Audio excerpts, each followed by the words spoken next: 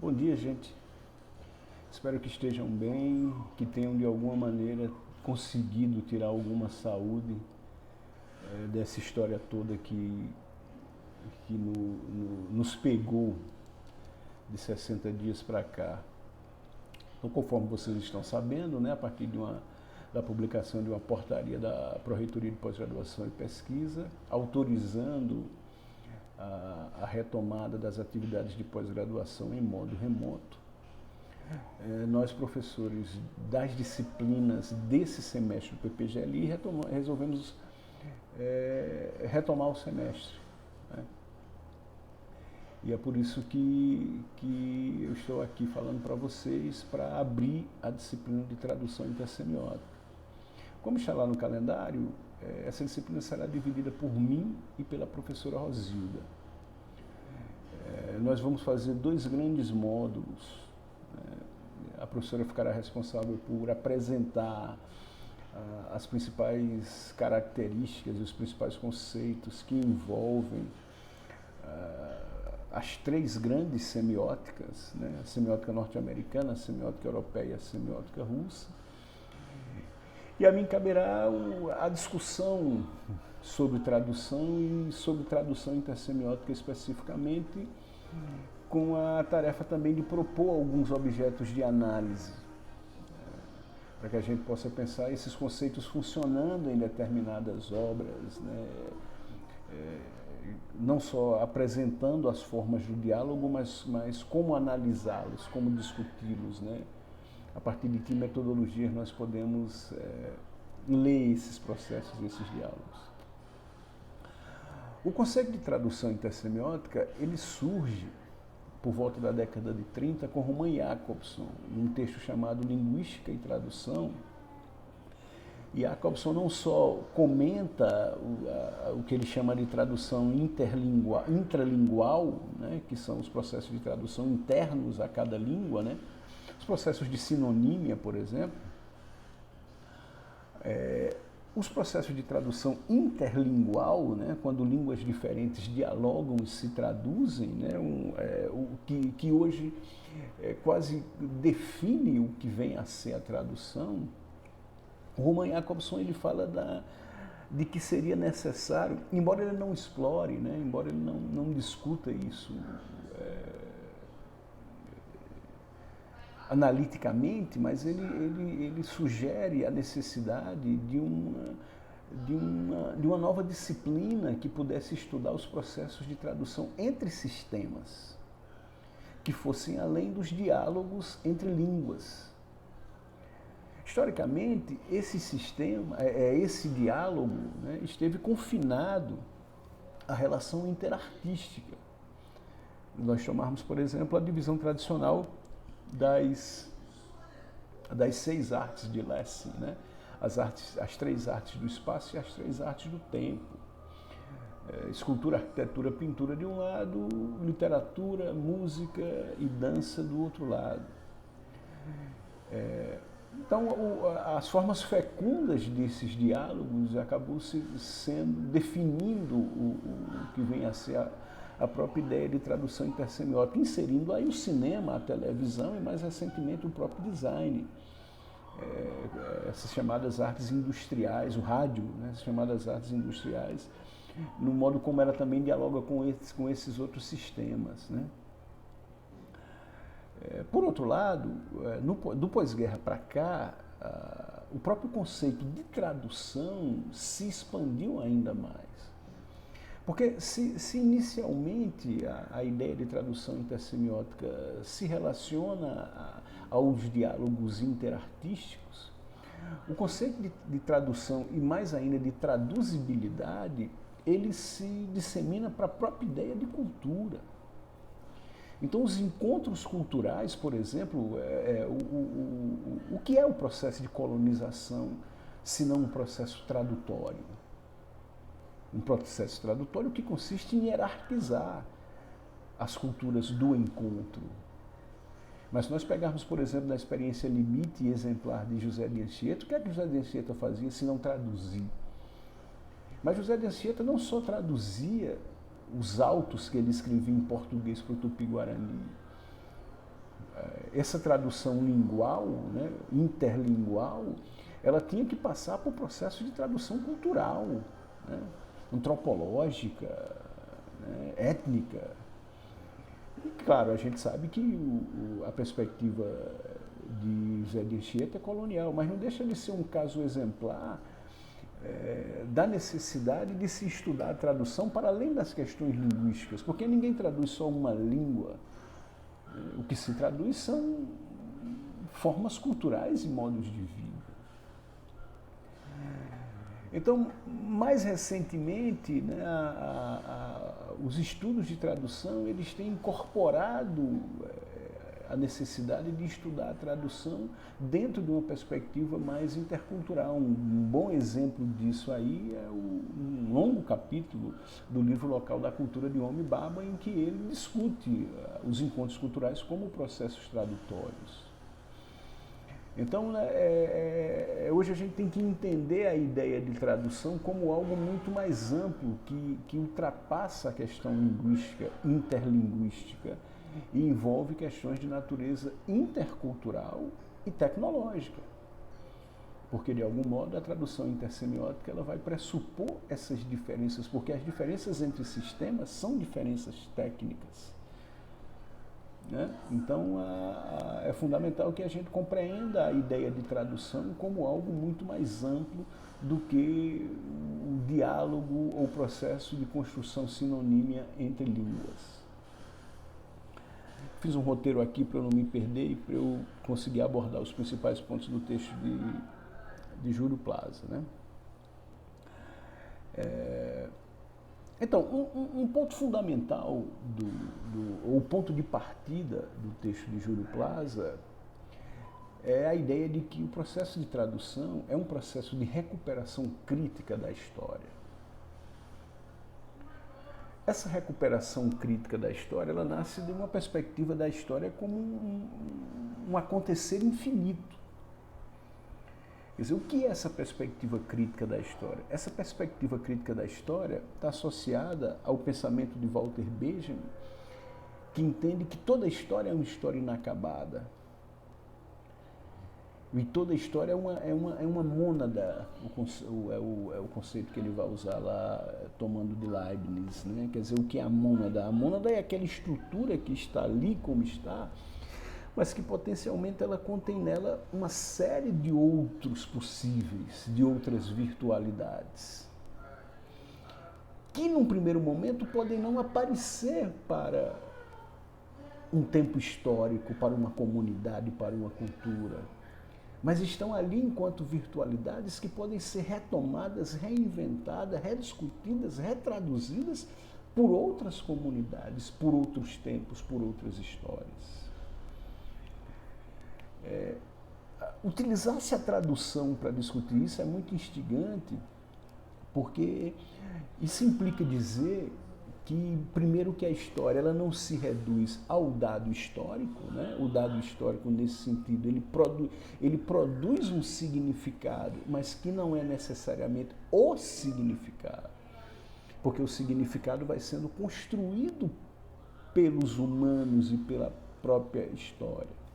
O Walter Benjamin ele vai lá nas teses sobre o conceito de história que o Júlio Plaza retoma, falar da necessidade de uma história dos vencidos. Então, o que é a história? A história é a história dos vencedores, a história oficial, né? Que ele vai chamar de historicismo. É a história dos vencedores, e que é preciso escovar a história a contrapelo, para poder fazer sobressair a história dos vencidos. Então, há uma série de metáforas que envolve a própria ideia de morte, né? Ele vai propor que nada está morto ou perdido para a história. Tudo pode ser recuperável. Caberá a cada época, a cada homem, a cada comunidade, recuperar aquilo que lhe é pertinente.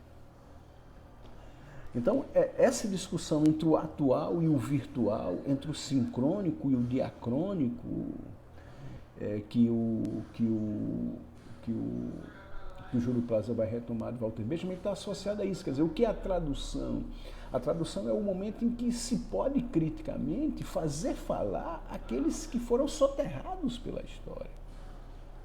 Significa dizer o quê? Que nenhum texto ele constitui o seu sentido acabado. Seu sentido, o seu significado último, que nunca vai existir, está sempre no devir da história, que é um processo de ininterrupta construção. A história é sempre um objeto de disputa. Por isso que a verdade é sempre um objeto de disputa. O sentido de um texto é sempre um objeto de disputa. E a tradução, ela surge aí como o lugar por excelência da possibilidade de retomada de novas histórias. Então, essa retomada crítica de uma história infinita pressupõe que, e aí é que entra a genialidade do Walter Benjamin, né? Pressupõe que a verdade de um texto se dá na tradução. Isso o Walter Benjamin vai colocar no prefácio que ele faz ao livro de Walter Benjamin, ao livro a tradução que ele faz dos poemas de Baudelaire. A essa tradução para o alemão, ele faz um prefácio que é hoje um dos textos mais importantes da teoria da tradução. Eu vou linkar esse texto na plataforma para vocês, criar uma espécie de playlist daquilo que eu estou falando, não necessariamente que vocês vão ler ou que a gente vai discutir, mas que vai ficando aí como arquivo para quem quiser posteriormente discutir, estudar. Né? Então, nesse prefácio, a tradução dos poemas de Baudelaire para o alemão, o Walter Benjamin vai falar da necessidade de reconstruir outras camadas de sentido via tradução de um determinado texto. É como se o texto fosse um enorme repolho, em que a camada externa, a camada visível, ela sempre guardasse virtualmente uma série de outras camadas que precisam ser descobertas ou reinventadas pela própria tradução. A tradução se torna o lugar por excelência da produção desse novo sentido, que já está inscrito no original, mas silenciado. Então, a concepção inacabada da história, né, faz com que o sentido último de um texto esteja sempre por vir. E esse porvir se dá, sobretudo, no processo de tradução. A verdade de um texto, a concepção de Walter Benjamin, está na sua tradução. A tradução é que ilumina suas potencialidades. E óbvio, né? Essas potencialidades, elas estão sempre associadas a um componente fortíssimo de inesperado. O inesperado do tempo, como o inesperado das culturas, dos lugares. Né?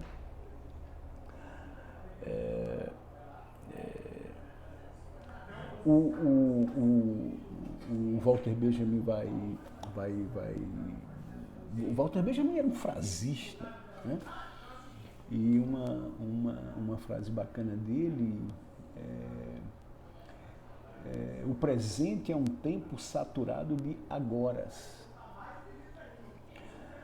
Então, todo o tempo é multiplicidade. Né? Então, o histórico, o dado, o atual, é sempre o mais visível desses agoras, que permanecem como virtualidades. Mas essas virtualidades, elas vão sendo atualizáveis por outras histórias, outros lugares, outros tempos, outros humanos, através de processos necessariamente tradutórios. Portanto, do ponto de vista mais textual, né, o sentido do texto nunca se dá no atual desse texto, mas no devir dele ao longo de suas traduzibilidades. Portanto, o sentido de um texto exige a sua tradução, porque o sentido é exatamente o desabrochar dessas camadas, para continuar com a metáfora do repolho. Né?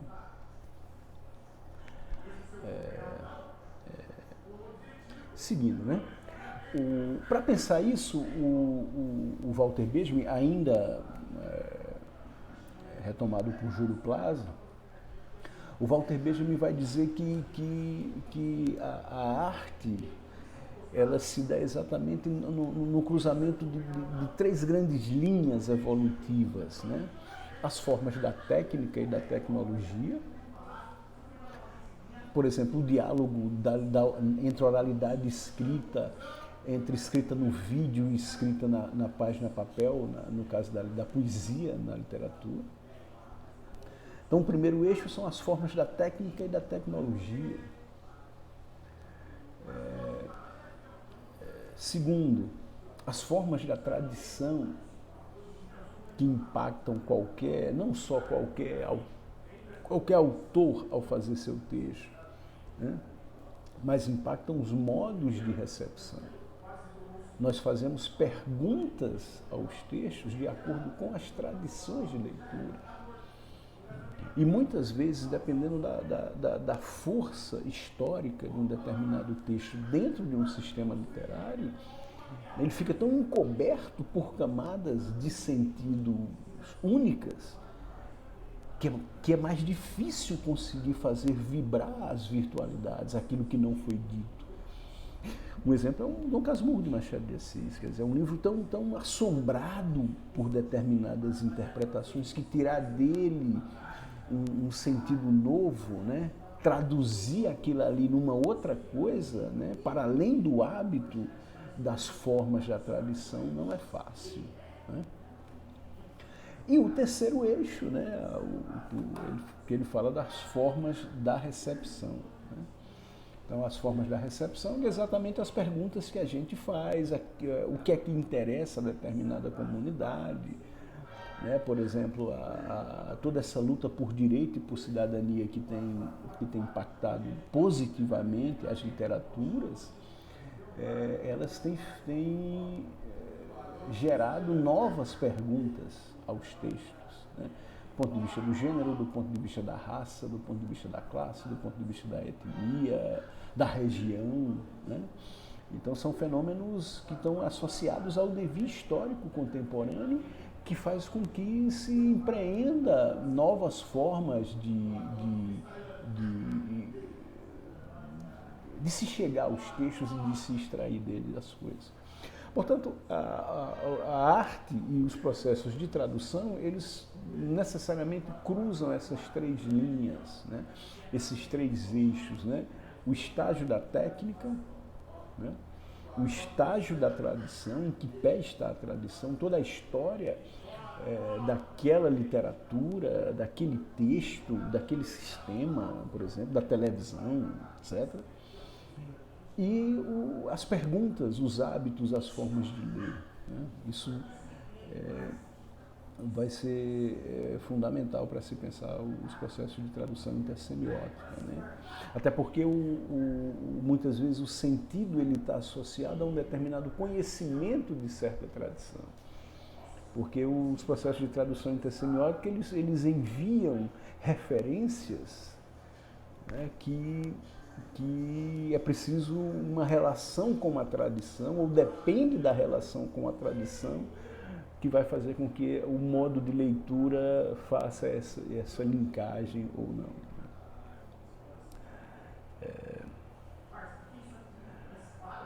Portanto, a tradução intersemiótica, ela pegando um pouco a deixa do Júlio Plaza, ela pressupõe uma ética das linguagens e dos meios. Por que uma ética das linguagens e dos meios? Porque ela permite exatamente fazer dialogar a especificidade de cada um deles. Ela faz cruzar, às vezes, dentro de um mesmo texto, que são por natureza híbridos. Por exemplo, a videopoesia, né, que coloca em cena o sonoro, o verbal e o visual, né? Mas que a história em quadrinho, né? Mas que esse cruzamento de linguagens, né, acaba ajudando a iluminar cada um na sua especificidade, na sua particularidade, de modo que eles não saem ileso disso, né? alguma coisa se modifica e se ilumina, né, nessa relação. Enfim, o texto de Júlio Cortázar, ele termina, né, o capítulo 1, fazendo começando uma discussão sobre os conceitos de primeiridade, secundidade, terceiridade, ícone, índice e símbolo de Peirce, que serão muito operacionais quando a gente for fazer as análises. Mas eu acho que eles merecem um capítulo à parte, eles merecem um texto à parte para a gente discutir, né? Em linhas gerais, primeiridade, secundidade, terceiridade é algo equivalente ao que a gente poderia pensar, né, com Santaella, né, no livro Matrizes da Linguagem e Pensamento. Santaella vai pensar a primeiridade como o lugar da descrição, do descritivo, do qualificativo, a secundidade como a narração, o espaço do movimento, quer dizer, a descrição estaria ligada ao sonoro, a narração estaria ligada ao visual,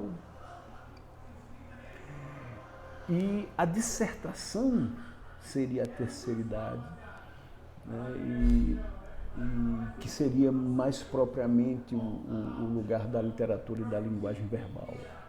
Mas eu quero deixar essa discussão para um outro momento. Nesse momento eu quero só chamar a atenção para esses pontos do texto, dessa relação entre tradução, traduzibilidade, cultura e uma concepção aberta, infinita de história, politicamente atualizável, reinventável, podendo fazer com que no processo de leitura e de traduzibilidade um texto possa dizer algo que ele deixou virtualizado, mas que não foi possível acontecer num determinado tempo, mas que agora com o processo tradutório possa fazer. Por hora é isso.